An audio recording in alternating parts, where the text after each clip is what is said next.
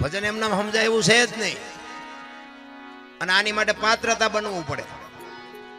એમનામ રે નહીં. તમે સવારે તમને મજા આવી હોય તો તમે એટલી જ વાત કરો કે મજા આવી પણ કે યાદ રહ્યું કે ના હોરું જીવ. આ યાદ નથી રહેતું એ ડખા છે. એટલે કીધું કાચો પારો લખમણ જાણજો, જેવા તેવાથી જીરવો ન જાય. પાત્ર છે છોટા ને વસ્તુ છે મોટી, આ ઠામ વિના નો ઠેરાય, આને ઠામ બનવું પડે. ભજન બાપુ એમના હું તમને એક જ વાત કરું, ભોળાનાથ નો દીકરો ગણપતિ, અને ગણપતિ નું માછું કે ભોળાનાથે કાપ્યું અને હાથી નું કાપીને લગાડ્યું. તો હું એમ કહું છું બોલું કાપ્યું ત્યાં જ નહીં પડ્યું હોય, હાથી નું કામ કાપ્યું છે? ખોટું નથી, છે સત્ય જ. હાથી નું જ કાપીને લગાડ્યું હતી, વાત 100% છે. પણ આપણા ચકડા ગઈ ગયા એટલે નથી સમજાતું. કે માણાના શરીર ઉપર હાથી નું માથું ફીટ થાય તમને કેમ લાગે? પણ છે હાથ. આની માટે સદગુરુની જરૂર પડે. એમ નામ જો સમજાતું હોત તો તમે અમને બોલાવો નહીં. હા, એક વાણી કહે છે ને, રામ કિસી કો મારે નહીં એસો પાપી નહીં હે રામ, આપે આપ મર જાત હે ને કરતે કુડે કામ. તા રાવણ ને વાલી ને આ બધાને કુને કુડી નાખ્યા હતા. રામાયણ કહે છે રામે માર્યા છે. તો સંતો કહે છે રામ નથી મારતો, ને વાતે સાચી છે, આ વાત સાચી છે ને આ વાતે સાચી છે, પણ આપણને નથી સમજાતું. एक राम दशरथ का बेटा, एक राम सबका घट में बैठा, एक राम सकल पदार्थ, एक राम सबसे न्यारा. बापू समझवानी वस्तु છે ને, સદગુરુ સિવાય ભાન ન થઈ શકે. અને આ રામદેવજી મહારાજ બાપુ છે ને, અત્યારે એક રામદેવજી ને એક હનુમાન અને એક મેલડી બાપુ હવાર નાળિયેર માનો ને બપોર ભડાકો બોલાવે. બોલો, એવા જીવતા જાગતા બાપુ જો અત્યારે કોઈ દેવ હોય ને તો અત્યારે મને તો આ 3 દેવ દેખાય છે.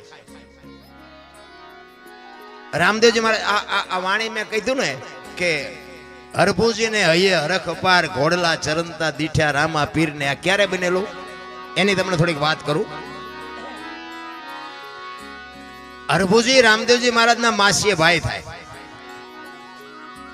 અને રામદેવજી બાપાને એમને મળવાનું વચન આપેલું કે હું તમને મળ્યા સિવાય જઈશ નહીં, અને કુદરતને કરવું ને મળાણું નહીં, અને આ જવાનો સમય થઈ ગયો. એટલે રામદેવજીએ વિચાર કર્યો કે મારે આને મળવાનું રહી જાય છે, મારે જવાનો સમય થઈ ગયો છે. એટલે એમને એમની યુક્તિ રચી અને એમના કુટુંબને ભેળું કર્યું. એ કે આમને હું જરાક જાણ કરી દઉં કે આ પાછળથી કાંઈ કરે નહીં. એટલે રામદેવજીએ પોતાના કુટુંબને ભેગા કરી અને વાત કરે છે કે ભાઈ મારો હવે સમય પૂરો થઈ ગયો છે અને મારી બધી તૈયારી કરો, પણ હું તમને એક ભલામણ કરું છું કે મારો દેહ જ્યારે શાંત થઈ જાય ને મારી સમાધિ થઈ ગયો પછી દુનિયા તમને ગમે એ કે, પણ સમાધિની એપ ખોલવાની તમે વાત ન કરતા. કોઈ પણ તમને દુનિયા ગમે એ ભરમાવે, પણ મારી સમાધિને તમે હલાવવાની કોઈ કોશિશ ન કરતા. એટલે બધા કુટુંબના કે કાંઈ વાંધો નહીં. હવે આ સમય પ્રમાણે રામદેવજી બાપુ સમાધિ થઈ ગયા. આ વાત ઉડતી ઉડતી એમના માસીના દીકરા ભાઈ હરભુજીને કાને પડી, અને હરભુજી આ વાતને માનતા નથી કે નહીં કોઈ દી બને જ નહીં. રામદેવજી મને વચન આપીને ગયો છે ને, એ તો સિદ્ધ પુરુષ છે, એ બોલેલું બીજું બોલે જ નહીં. મને કીધું છે હું તને મળ્યા સિવાય જઈશ નહીં, હું માનતો જ નથી, બને જ નહીં કોઈ દી.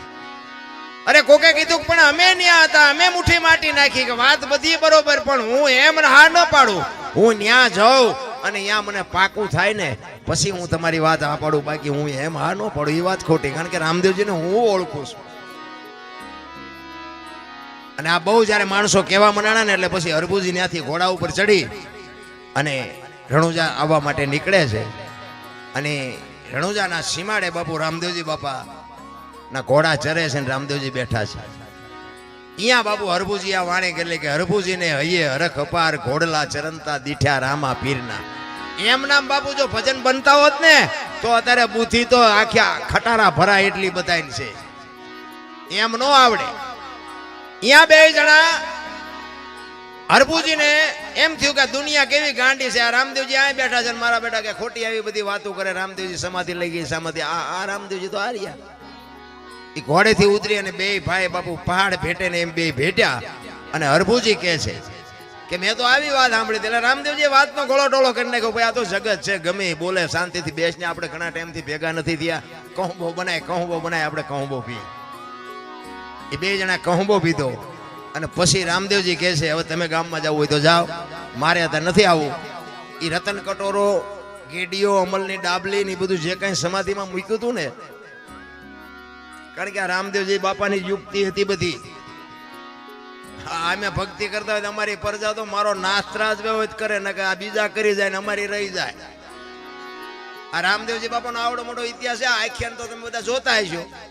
આખ્યાનમાં બાપુ રામદેવજી બાપાના પરચા હશે, બધા બતાવે. અજમલ રાજાજી બધું સારું કામ કર્યું, બાળીનાથ બાપુએ બધું સારું કામ કર્યું, પણ એ આખ્યાનમાં બાપુ નેતલદેવનો ઇતિહાસ કેટલો છે? મારા ધારવા પ્રમાણે કઈ લાંબુ માઇલ પણ નેતલદેવનું કઈ છે નહીં. હવે રામદેવજીનું અડધું અંગ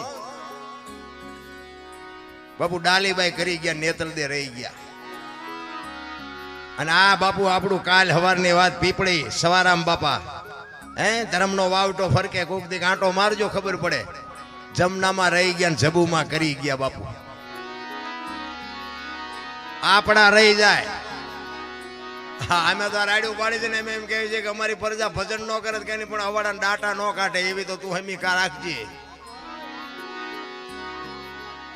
ભજન જો બાપુ એમ બધાને ઉતરી જતું હોત ને, અને આ જો બુદ્ધિ એમ મળી જતી હોત ને, તો પૈસા વાળા છોકરા ઉભા વાહડા જેવા ગામમાં રખડે 40 વર્ષના. ત્યાં આપણે એમ ગામને કેટલા દીકરા છે કે આના લગ્ન જ નથી થયા, દીકરી જ નથી દેતું કોઈ. શું આ બુદ્ધિ કરવાની, શું આ પૈસા કરવાના? એટલે ઈ અરભુજી અને બે જણાને ઈ રતન કટોરો, અમલની ડાબલી, ગેડીઓ રામદેવજી બાપા અજમલ રાજા, માફ કરજો, અરભુજીને આપે છે. અને ઈ ઘોડા ઉપર બેહી અને ગામમાં આવે. અને ગામમાં આવ્યો ને આખો શોકગ્રસ્ત ડાયરો બાપુ સોરે બેઠો છે. અને બધા વિચાર કરે કે ભાઈ જેવો ભાઈ વિયો ના ઘોડા ઉપર બેહીને આવે અને શરમ નહીં આવતી હોય. અરભુજી બાપુ ભગાડ ધાટ કરતો ઘોડો આવતો તો બજારમાં, ચોરે આવીને ઉભો રહ્યો અને કીધું કે શું આ બધા બેઠા છો? એટલે બધા કહે છે ભલામણા રામદેવજી બાપા સમાધિ થઈ ગયા, 3 દી થયા. અરભુજી દાંત મીડિયા કાઢવા. ઈ કે પણ રામદેવજી મને અત્યારે સીમાડે મળ્યા ને કે તમે કયો છો સમાધિ લઈ લીધી. કે શું આ ગામ આખું ગાંડું તું એક હાથો? ઈ કે પણ આ જો રતન કટોરો ના, અમલની ડાબલી ના, બધું મને અત્યારે રામદેવજી આપ્યું. અને બાપુ શંકા જાગી આમ. આપણે સમાધિ દઈને આવ્યા ને પછી કે વાંસ માસું મારી નીકળી ગયેલા, હાલો ખોદવી. આપણા જ આપણું લોહી પી ગયા છે. આખી દુનિયામાં બાપુ ઇતિહાસ ખોલવાય ખોલજો. અને અહીંયા બાપુ સમાધિએ ગયા અને બાપુ આમ તૈયારી, ઘા કરવાની તૈયારી કરીને બાપુ આકાશવાણી થઈ. એ તમારી જાતના મેં તમને પહેલા કીધું હતું ઈ કે આ હવે તમારે અહીંયા કાયમ દુકાળ પડશે અને કાયમ માગી ખાજો. હવે હું સૌરાષ્ટ્રમાં જાઉં છું બાપુ. પહેલું પીરાણું આપણું બાપુ ગેબીનાથ અને પાળિયાદ બાપુ અહીંયાથી અહીં વ્યૂ આવ્યો. વિચાર કરજો, કોઈ ગામ એવું નહીં હોય કે રામદેવજીનું મંદિર ન હોય, કે રામદેવજી બાપાના વાવટા ન ફરકતા હોય, કે રામદેવજી બાપાનું મંડળ ન હોય, એવું કોઈ ગામ ન હોય. તમે આંટો તો મારી જુઓ, કેટલી એની બાપુ સુવાસ કેટલી. અને રાજસ્થાનમાં બાપુ તમે જોવો ને, જીવા ન હોય તો આંટો મારજો, નકરી ધૂળ ઉડે, વાતમાં કાંઈ છે નહીં. બાકી જો રામદેવજીના શબ્દો ઉપર ઉભા રહ્યા હોત ને તો આજ રાજસ્થાન હોનાનું હોત. મારા બાપ અહીંયા કોઈ દી કોઈને ભૂખ કે દુઃખ ન હોત. આજ આપણે બાપુ આપણી માથે કૃપા કેવડી. આ તમે માંડવા ઉભા એના ઉપર નક્કી નથી થતું. આપણી માથે આ વરસાદ વરે છે બાપુ, આ કૃપા કેવડી એની. હવે અહીંયા તો એની જન્મ ભૂમિકા હતી, અહીંયા એનું કુટુંબ હતું ને બધું અહીંયા હતું બાપુ. એને તો શું ઘટત, એમાં શું બાકી રહે. અને જેટલી આપણી આ દેહાણ જગ્યાઓ છે ને બાપુ, બધે અહીંયા પીરનો પંજો છે, લખવું હોય તો લખી લેજો. અને પીરની પીરાઈ વગર બાપુ હરિહર ક્યાંય હાલે નહીં.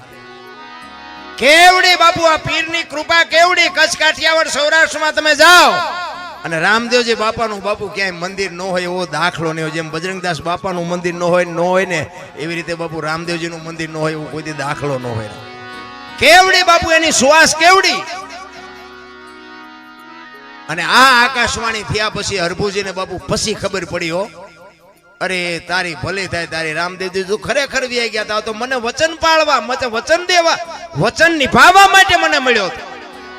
અને પછી બાપુ અરભુજી રોયો. હો બાપ, અરે રોવામાં ભાઈ, અરે મારા બાપ, હું તને ઓળખી ન હોય, હું તારા પગ ન ચાલી કે મારા બાપ તે મને અંધારામાં રાખ્યો. પછી રોતો રોતો કહે છે કે હવે મારે તને મળવું હોય તો કે હવે સમય વિયો ગયો ભાઈ. એટલા માટે આજના સંતોય કહે છે કે તમે રામદેવજી મહારાજનો પાઠ કરો, ચોખા ઘીની જ્યોત કરો, ગુગળનો ધૂપ કરો, ધોળી ધજા કરો અને 5 મારા નામના ગાણા ગૌરવજો. હું કોઈ પણ સ્વરૂપે હાજરી આપીશ, બાકી જ્યોત ઉપર ભરોસો રાખજો, બાકી હવે હું તમને ભેગો નહીં થાઉં. આ રામદેવજી બાપાનું પ્રમાણ છે.